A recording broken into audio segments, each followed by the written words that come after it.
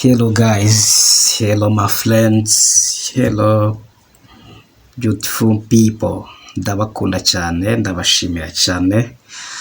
Amazina yanjye nitwa Evangeliste Robert Victor, ni kuri Ndi Umutsinzi TV. Ndizera yuko mumeze neza, ndizera yuko mukomeye, ndizera yuko mwishimye, ndizera yuko ibintu byose ari byiza, ndizera ko mufite ishimwe.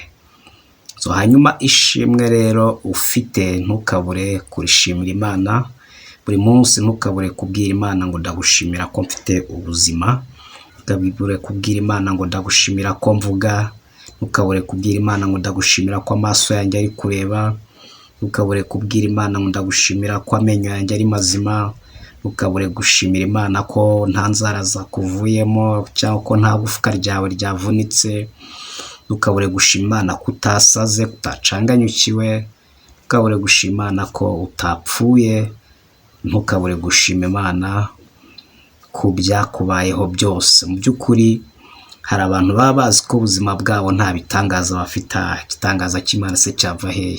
Ubwabyo kuba uriho ni igitangaza gikomeye cyane, kuko abantu bapfuye uyu munsi ntacyo batekereza, nta mugambi, niko ibyanditswe bivuga ko baracicikirwa nta mugambi. Niba hari umugambi ufite cyane, hari ibitekerezo ufite by'ibyo wenda ushaka kugira, niba ari byo ushaka gukora n'ibindi, ni ukuvuga ngo uri muzima.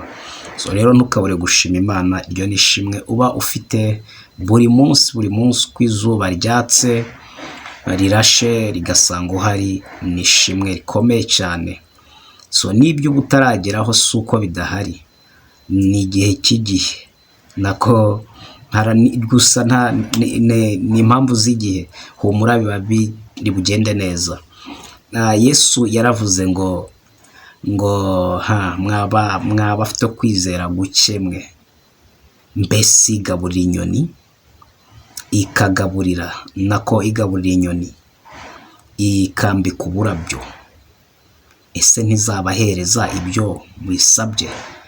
Ese mukeka ko mutaruta inyoni, mutaruta uburabyo? Ibi ngibi yabibwiraga nyine twebwe abantu batizera. Hanyuma arangije arababwira ngo none se ari ubuzima n'ibyo kurya ni iki kiruta ikindi? Ari umubiri se n'imyambaro ni iki kiruta ikindi? Ngo nuko rero ntimukagire icyo mwiganyira ngo muvuge ngo ejo tuzarya iki, tuzanywa iki, cyangwa se ngo tuzambara iki, kuko so mu ijuru arabizi ko ibyo mubikennye. Haleluya! Ni ukuvuga ngo ikintu cyose wowe ukeneye, so mu ijuru arabizi ko ugikeneye. Hanyuma hari akantu yashyizemo, aravuga ngo none se iyabahaye umubiri ukeka ko itabaha n'imyambaro? Iyaguhaye ubuzima ukeka ko itaguha ibyo kurya? Kubera iki? Ubyutse uri muzima, ubyutse ufite ubuzima, bivuga ngo niba Imana ikuramukije yaguhaye ubuzima, ukaba uramutse uri muzima pe mu gitondo, ukabyuka uri muzima, ukabona urahagurutse birakunze, ukabona urarambuye amaso birakunze, ukabona ufite ubuzima bwiza, ukabona wabyutse umeze neza, mu by'ukuri ni iki cyatuma udatekereza yuko iri buguhe n'ibyo kurya? Yaravuze ngo ibyo kurya ni iby'inda, none inda urayifite, bivuge ngo n'ibyo kurya rero birahari. Bivuga ngo witinya niba ubona wabyukanye ubuzima, kubera ko irabizi yuko umuntu wese ufite ubuzima ararya, agomba kurya. Nawe rero niba waramukanye ubuzima rero witinya, uri burye. None irabizi ngo niba yaguhaye umubiri ukaba ufite, irabizi ko uwo mubiri ugomba kubona imyambaro yawo. Bivuge ngo rero iyakuremye izi n'ibyo yaguteguriye n'ibintu byose. Imyambaro yabereyeho kwambika umubiri. Bivuge ngo hatabayeho umubiri imyambaro ntiyabaho. Hanyuma icy'ingenzi rero ufite uwo mubiri. Niba ufite uwo mubiri rero n'imyambaro iraboneka, nayo yo kuwambika. Ikindi ko ubugingo bubereyeho kurya, nako ubugingo bubaho kubera ibiryo bibaho kubera ubugingo, kuvuga ngo ubugingo budahari ibiryo nabyo ntibyabaho. So rero niyo mpamvu nawe ubwawe udakwiriye kugira ibitekerezo bivuga ngo ndi burya iki kandi uzi ko ubugingo bufite. Iyo rero yaguhaye ubugingo irabizi ko n'ibyo kurya by'ubugingo bigomba kuboneka nta kabuza. Haleluya.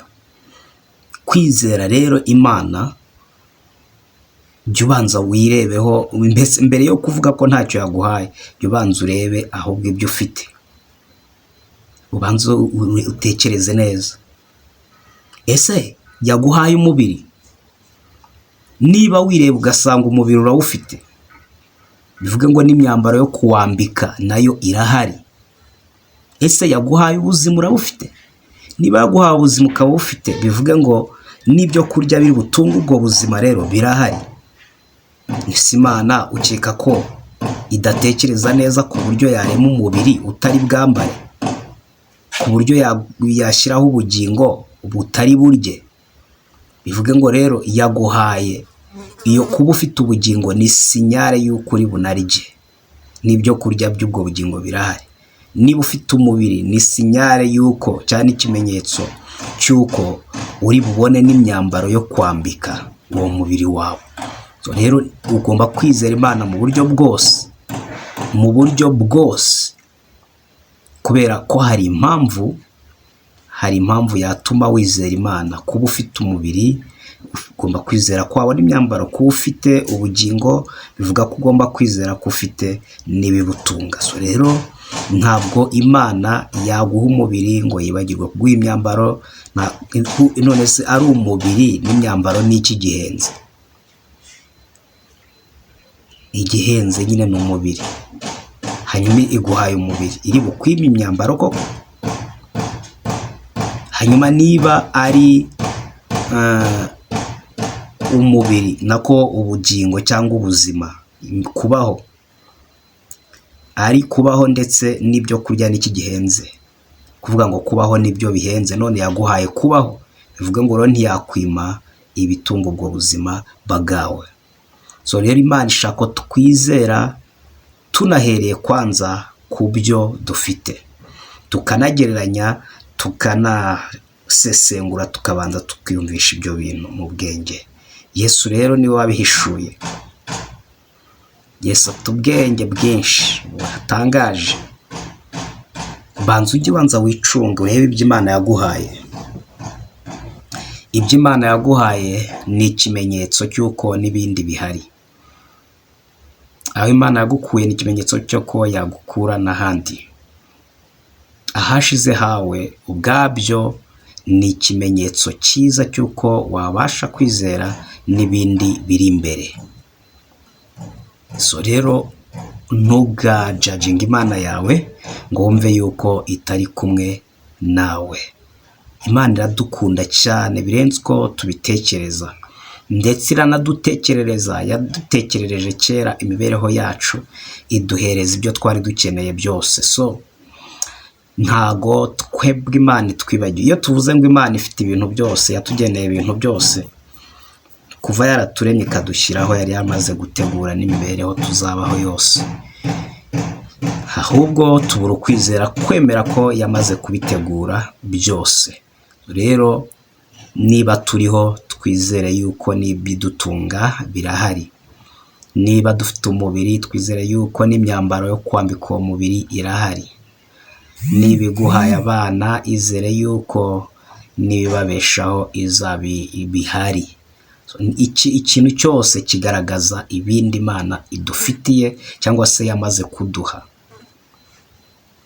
Cunga neza ibyo ufite, cunga neza ibyo wahawe, genzura neza uko umeze, bizatuma umenya yuko hari n'ibindi bintu ufite. Kuvuga ngo turabifite.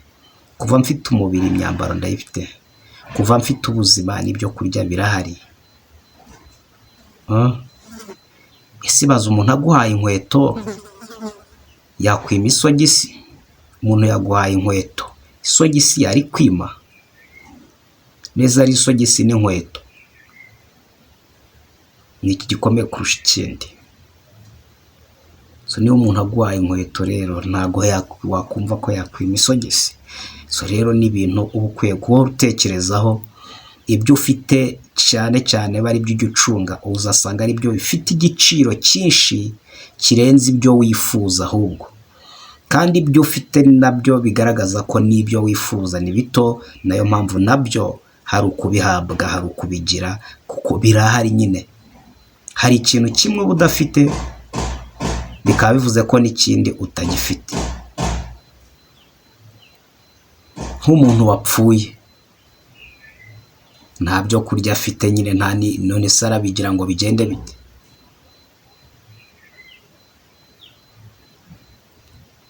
Umuntu urwaye warembye ntabwo atekereza ibyo kwambara n'ibindi. Impamvu utekereza we kwambara ni uko ugendagenda.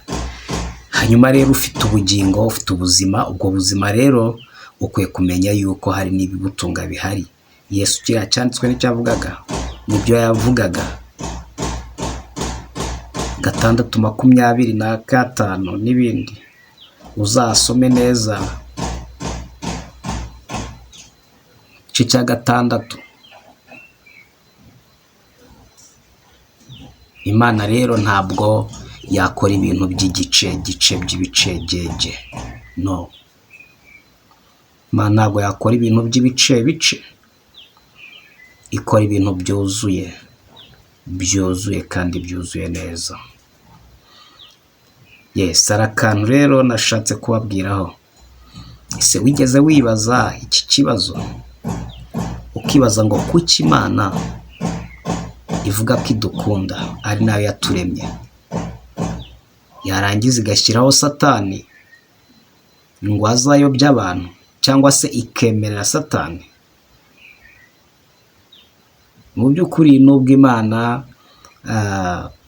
tuyishinza yuko ariyo yaturekuye Satani igatuma n'ibindi byose, ariko yo ubwayo ku mushinga wayo ntabwo yigeze ireka Satani ngo adukine hejuru. Oya, ahubwo yatanze Yesu, iravuga ngo uzizera Yesu nk'uko Yesu yatsinze Satani, ni nako nawe azaba amutsinze by'iteka. Bivuge ngo rero Satani niba ariwe watumye abantu bacumura, abeshye Adamu na Eva ngo barye ku rubuto rutuma umuntu yitwa umunyabyaha, mu by'ukuri natwe twebwe Yesu nawe yaraje kugira ngo abamwizeye bose bitwe abakiranutsi. So, urashaka rero kuba umukiranutsi, yizera ibyo Yesu yakoze, ko yakubohoye icyaha, yagukuyeho ibyaha byose, ukaba uri umukiranutsi nk'uko Yesu nawe ari umukiranutsi. Uzaba utsinze Satani, uzaba utsinze amategeko, uzaba utsinze icyaha ndetse n'urupfu. Uzaba ubaye umukristo, umukiranutsi utazarimbuka, umuntu ufite ubugingo buhoraho, Uwiteka. So rero ubwo wizere neza ibyo Yesu yakoze, nibwo uzaba uvuye mu mubare wabo Satani yahiga, mu mubare wabo Satani yagirira nabi. Ubuntu bw'Imana bukubeho. Nubwo Satani yaje mu isi, ariko na Yesu yaje mu isi, kandi Yesu aje gukiza abantu babangamiwe na Satani. Satani uyu munsi nta butwara afite ku bizera Yesu, aba ufite ku batizera. Izere Yesu urakira. Ndagukunda cyane, amazina yanjye urayazi. Noneho reka mbwire wowe utazi amazina yanjye, utazi n'iyicano ibyo ikora. Amazina yanjye nitwa Evangeliste Robert Victor. Ibyo nkora ndi umubwiriza ubutumwa bwiza. Iyi cano niyo gutambutsaho ubutumwa bwiza. Nyuma rero niba ukunda ubutumwa bwiza, kora subscribe ndetse ufungure n'inzogera. Ikindi kora like, ukore na comment. Ubuntu bw'Imana busho kukubaho cyane. Komeze kwaguka, komeze kumererwa neza, komeze kubaho uri umuntu utagira ubwoba bwo gutinya kuzarimbuka, kuko Yesu yagupfiriye. Ndagushimiye cyane, ibyiza biri imbere. Busho kumererwa neza mu izina rikomeye rya Yesu. Amen.